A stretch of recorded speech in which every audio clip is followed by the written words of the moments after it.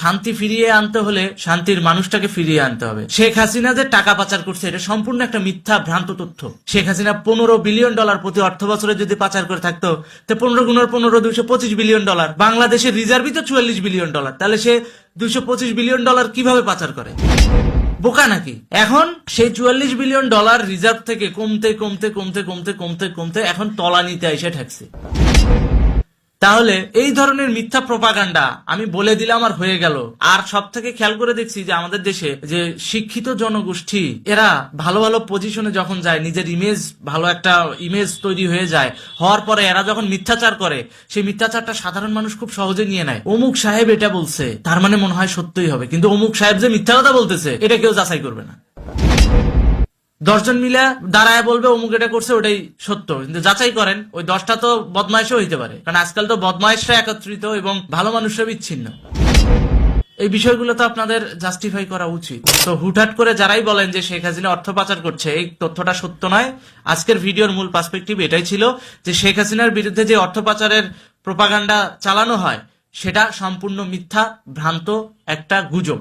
আর এই গুজব মিথ্যাচার দিয়েই এই ইউনূস সরকার ভাবছিল যে আবার ডেমোক্রেটিক কমলা হ্যারিস এরা ক্ষমতায় আসবে, সে 5 বছর দাপায়া খেয়া যাবে, এরপরে গণতান্ত্রিক একটা সরকারের হাতে ইলেকশনের নামে তার হাতে হ্যান্ডওভার করে দিয়ে যাব ক্ষমতা, দেন আস্তে আস্তে আস্তে আস্তে তারা দেশ চালাবে। এই 5 বছরে তার আখের গুছানো হয়ে যাবে।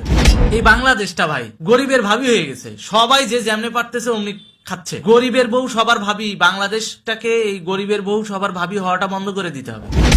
বাংলাদেশটারে যে যেমনে পায় এমনি কূটনৈতিক আগ্রাসন করে, পলিসি মেকিং দিয়ে, পলিটিক্স করায় যেভাবে খুশি সেভাবে শোষণ করে নিয়ে যাবে। আর আমরা শোষণ হতে দিব কেন?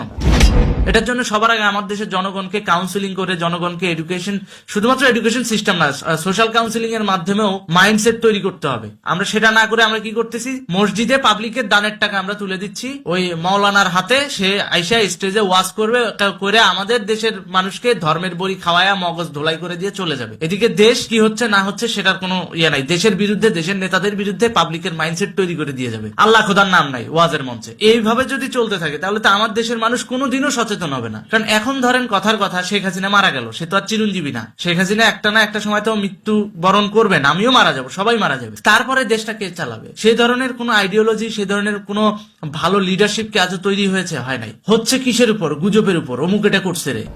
হচ্ছে কিসের উপর? ওয়াজের মঞ্চে এসে অমুকে খারাপ তো অমুক খারাপ, ওই মানে যুক্তি দিয়ে দেখায় দিল, বাস আপনি মাইনে গেলেন। এগুলো হচ্ছে তর্কের এলিমেন্ট।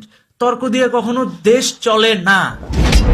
দেশ চলে বুদ্ধিমত্তা এবং ইন্টেলেকচুয়াল জ্ঞান দিয়ে। এই ইন্টেলেকচুয়াল মানুষগুলোকে আমাদের তৈরি করে নিতে হবে এবং আমার দেশের জনসংখ্যাকে জনশক্তিতে রূপান্তর করতে হবে, তবেই এটা সম্ভব। আর এই জনশক্তি মানে এই না যে যায় মারামারি করলাম লাঠি সোটা নিয়ে, নো।